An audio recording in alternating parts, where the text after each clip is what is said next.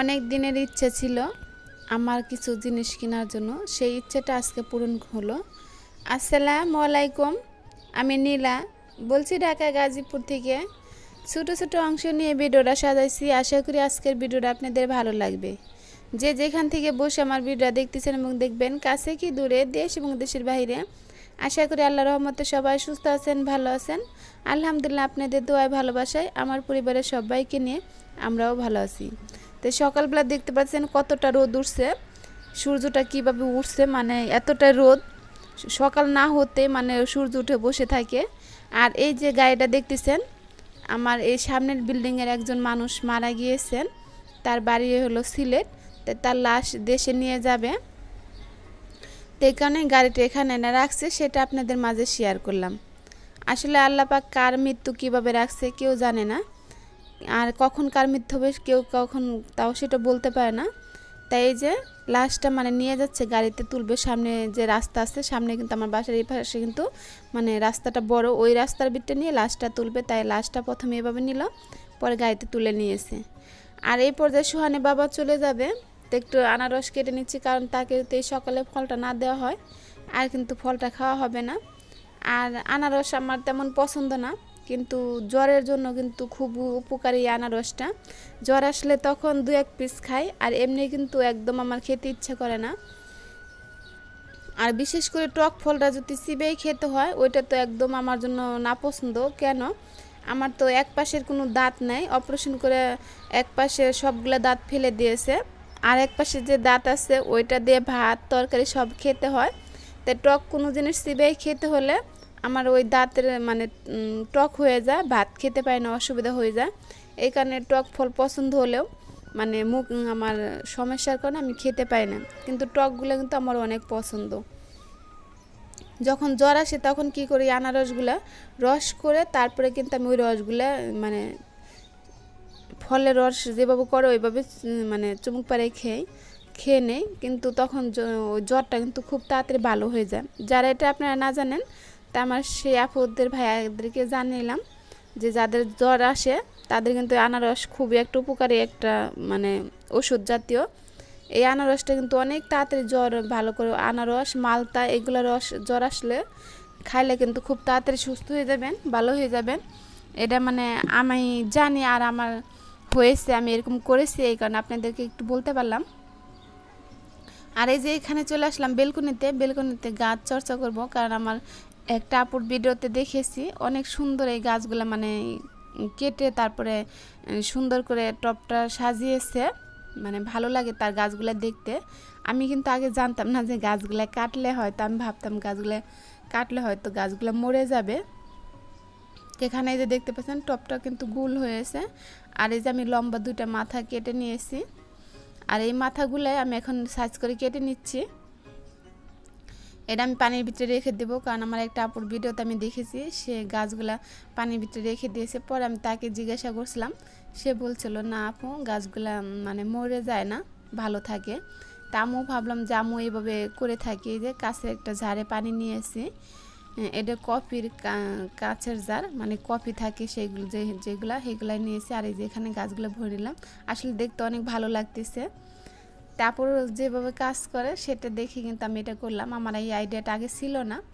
আর এই যে এখানে আসছি মাটির দোকানে, মানে মাটির যে হান্ডি বাসন, এই দোকানে আমার কাছে অনেক ভালো লাগে মাটির হান্ডি বাসনগুলো দেখে, কারণ একটা জগ গরমের জন্য খুবই দরকারি, তাই সেই জগটাই কিনতে আসছি।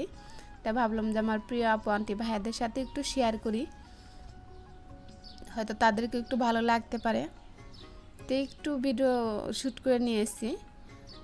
অনেক আইটেমের জিনিসও আছে। আমি একটা কড়াই আনতে চাইছিলাম মাটির, কিন্তু আমি যে কালার আনতেছি সেই কালার কড়াই ছিল না, কড়াই ছিল কালো একটা কড়াই, আমার ওটা পছন্দ হয়নি, তা আমি আর আনি নেই। পরে বলছে যে ভাইয়া বলছে যে এক সপ্তাহ পর যেতে বলছে এক সপ্তাহ পর মাল উঠাবো, তখন এসে নিয়ে যায়। আর এই যে রান্নাটাও বসিয়ে দিচ্ছি। আজকে বেশি কিছু রান্না করব না, কারণ সকালে নাস্তার জন্য বউ ভাত রান্না করব। তো বেশি কিছু রান্না করলে পর তরকারিটা কিন্তু থেকে যাবে। গরমের দিনে তরকারি বারবার জাল পারে খেতে ভালো লাগে না। তো এই যে এখানে আমি জালি কুমড়া যেটা ওইটা ভাজি করব। এখানে আমি সাথে একটা আলু দিয়েছি। আমার কাছে মনে হয় যে জালি কুমড়ার সাথে আলু দিলে পরে ওই ভাজিটা খেতে বেশি ভালো লাগে। তো ভাজিটা আমি মানে কেটে জালি কুমড়াটা কেটে একটু লবণ দিয়ে রেখে দিয়েছিলাম, মানে লবণ দিয়ে চিটকে নিয়েছি। আর এই পর্যায়ে এই যে আমি একটু আলু কেটে নিয়েছি, এখানেও একটা আলু কেটে নিয়েছি, মানে কোয়েল পাখির ডিম রান্না করব। তাই মানে এটা শুধু ডিম ভুনা করলে ভালো লাগবে কিনা জানি না, আমি কখনো করি নাই, এই ফার্স্ট কোয়েল পাখির ডিম রান্না করতে আসছি। তো এখানে আমি একটা আলু কেটে নিয়েছি আর এগুলো ধুয়ে নিলাম। আর এই যে ডিমগুলো আমার সেদ্ধ হয়ে গেছে, তা আমি এই ডিমগুলো মানে চুলা থেকে নামিয়ে নিলাম। ডিমগুলো খোসা ছাড়িয়ে নেব ঠান্ডা হলে। আর এই যে পর্যায়ে রান্নাটা বসিয়ে দিচ্ছি। আর আমার একটা কথা তো বলতে ভুলে গিয়েছি, যদি আপনারা ভুলে যেয়ে থাকেন, যারা এখন আমার ভিডিওর সাথে দর্শক আছেন, আমার প্রিয় আপু আন্টি ভাইয়ারা, এখন একটা লাইক দেন নাই, প্লিজ একটা লাইক দিয়ে দেবেন। আপনাদের ছোট্ট একটা লাইকে কিন্তু আমার ভিডিও আর বেশ কিছু মানুষের কাছে পৌঁছবে। যারা অলরেডি এই কাজটা করে দিয়েছেন তাদেরকে অসংখ্য অসংখ্য ধন্যবাদ। যারা দেন নাই প্লিজ তারা করে দিবেন। আর এই যে এখানে ভাজিটা বসিয়ে দিলাম, জালি কুমড়া ভাজিটা বসিয়ে দিলাম। আর আমার ভিডিওতে আজকে নতুন যারা ভিজিট করেছেন, সারা ভিডিওতে কোনো জায়গায় কোনো অংশ দিতে ভালো লেগে থাকে, চাইলে আমার পরিবারের বন্ধুই আমার পাশে থেকে যেতে পারেন। যারা অলরেডি এই কাজটা করে দিয়েছেন তাদেরকে অসংখ্য ধন্যবাদ। যারা দেন নাই প্লিজ তারা করে দিবেন, কারণ আপনাদের ভালোবাসায় কিন্তু আরও আমি কিছু ভালোবাসার মানুষ পাবো। আপনারা যদি আমাকে ভালোবাসা না দেন তাই কিন্তু আমি আর ভালোবাসার মানুষ পাবো না, এই কারণে আপনাদের কাছে বলা। তো ভাজিটা বসিয়ে দেওয়ার পরে এই যে এখানে কোয়েল পাখির ডিমটা ভেজে নিব, একটু লবণ দিয়ে দিলাম যেন ডিমগুলো লেগে না যায়। আর এই ডিমগুলো কিন্তু আমার শাশুড়ি মা, আমার মার তো হার্টের সমস্যা, আমার শাশুড়ি মারও হার্টের সমস্যা। আসলে ফ্রিজে ডিম থাকলে কিন্তু অনেক দিন থাকলে কিন্তু হয়ে যায়, বাচ্চারাও ডিম খেতে চায় না। আর আমি তো এই কোয়েল পাখির ডিম খাবোই না। আমার শাশুড়ি মা আর আমার মা হালকা পাতলা একটু খাবে, সোহানে বাবাও সেরকম খেতে চায় না। তো এই যে ডিমগুলো ভেজে নিয়েছি, এই পর্যায়ে এই তেলের ভিতরে আলুগুলো একটু ভেজে নেব। আলুগুলো আমি এখানে দিয়ে দিলাম। আলুগুলো আমি 2 মিনিটের মতো একটু ভেজে নিচ্ছি। আলুগুলো ভাজার পরে ওই কড়াইতে আমি পেঁয়াজ কুচি দিয়ে দিলাম। পেঁয়াজটা একটু হালকা ভাজা হবে, তারপর এখানে মশলা অ্যাড করে দেব। তো এই যে মশলাগুলো আমি অ্যাড করে দিয়েছি। আর আমি যখন বয়স দিচ্ছি রাস্তায় তো অনেক গাড়ি ঘোড়া চলতেছে, যদি আপনারা নয়েজগুলো পেয়ে থাকেন অবশ্যই ক্ষমা দৃষ্টিতে দেখবেন। তো মশলাগুলো কষিয়ে নেওয়ার পরে এখানে যে আলুগুলা ভেজে নিয়েছিলাম সেগুলো দিয়ে কষিয়ে নিলাম, মানে দিয়ে দিলাম। তারপর কিন্তু ঢাকনাটা খুলে আবার আমি একটু লাড়ে চাড়ে দিচ্ছি। এরপর ঝোলের জন্য পানি দিয়ে দিচ্ছি। তো ঝোলের পানিটা দিয়ে আবার কিন্তু আমি ঢাকনাতে ডেকে দিলাম। আর এই পর্যায়ে কিন্তু আমার ভাজিটাও হয়ে গিয়েছে। ভাজিটা আমি এখন একটা পাত্রে ঢেলে নেব। আজকে বেশি কিছু রান্না করে না, এই রান্না করলাম, কারণ প্রতিদিন মাছ খেতে কিন্তু মজা লাগে না। এই যে গরমে পিঠে কোনো কিছুই খেতে ইচ্ছা করে না, কিন্তু পেটে তো হালকা পাতলা কিছু খাবার দিতেই হবে। আমার মনে হয় যে শীতের দিনটাই ভালো, শীতের দিনে অনেক ধরনের সবজি পাওয়া যাবে, আর খাওয়া দাওয়া করে অনেক শান্তি আছে। গরমের দিনে কিন্তু শুধু অশান্তি আর অশান্তি, যেমন কারেন্টের ডিস্টার্ব করে তেমন তো গরম আসছে, গরমের কথা আর কি বলবো। ভাজিটা নামিয়ে নিয়েছি।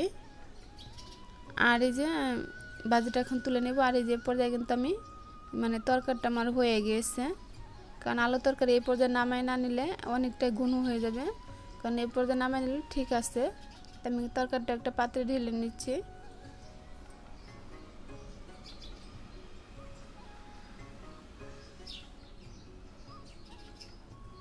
যে আমার এই তরকারিটা হয়ে গিয়েছে।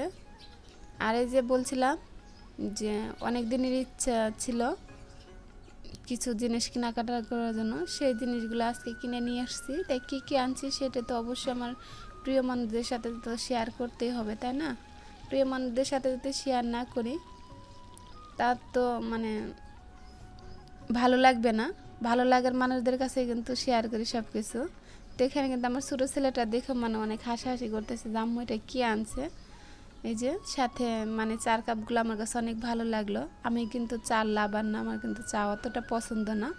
তারপর চার কাপগুলো দেখে ভালো লাগলো। চা খাই কখন আমি, যখন আমার একটু গলা ব্যথা করে, একটু কাশি হয়, অসুস্থ, তখনই কিন্তু আমি চা খাই। এমনি কিন্তু আমার চা খাওয়ার কোনো মানে ইচ্ছে আগ্রহ নেই। তাই জগের সাথে ঢাকনা নিছি, আর চার কাপের সাথে কিন্তু পিরিচ সহ অনেক ভালো লাগে আসলে মাটির জিনিসগুলা। আমাদের নানি দাদিরা বড় মারা যারা নাকি এই মাটির জিনিসগুলো ব্যবহার করছে তাদের কিন্তু রোগ জীবাণু কিছুই ছিল না। তার আগে মাটির হাঁড়িতে রান্না করছে, আর এখন তো আমরা ননস্টিকের কড়াইতে রান্না করি, সিলভারের হাঁড়ি পাতিলে রান্না করি, আমাদের রোগের কিন্তু কোনো শেষ নেই। তো এখানে 2টা কাপ আনছি, কাপের সাথে পিরিচ আছে, আর এই যে পানির জগের সাথে ঢাকনা আছে যে পানিগুলো ঢেকে রাখবো, আর এর সাথে একটা মগও আনছি যে পানি খাওয়ার জন্য। তো অনেক ইচ্ছা ছিল এই জিনিসগুলো আনার জন্য। তো এই যে বিকালে একটু চা বানাচ্ছি, কারণ আমার বড় ছেলেটা গরম ঠান্ডা লেগে গিয়েছে, ওর জন্য একটু চা বানাচ্ছি। আর শাশুড়ি মা তো চা অনেক পছন্দ করে, তাই তার জন্য দিচ্ছি। আর এইভাবে চাটা বানালে কিন্তু অনেক ভালো হয়, গরম মশলা দিয়ে, মানে এলাচ, লবঙ্গ, দারচিনি, আদা, তেজপাতা সব কিছু দিয়ে চাটা বানালে চা পাতি না দিলেও চলে, সাথে একটু লবণ আর সামান্য চিনি, আর এই যে চা পাতি দিলাম। পানিটা কিন্তু আমি অনেকক্ষণ জাল করে নিয়েছি, তারপর কিন্তু চা পাতিটা দিয়েছি। চার পানি যত জাল হবে খেতে কিন্তু চা ভালো লাগবে। তো এই যে চা পাতা মানে দিয়ে আমি চাটা নামিয়ে নিয়েছি 2টা বলক দিয়ে, আর এই যে চাটা আমি ঢেলে নিচ্ছি। তো চাটা আমার হয়ে গেছে। ভিডিওটা এখানে শেষ করবো, দেখাবো নতুন কোনো ভিডিওতে। আল্লাহ হাফেজ।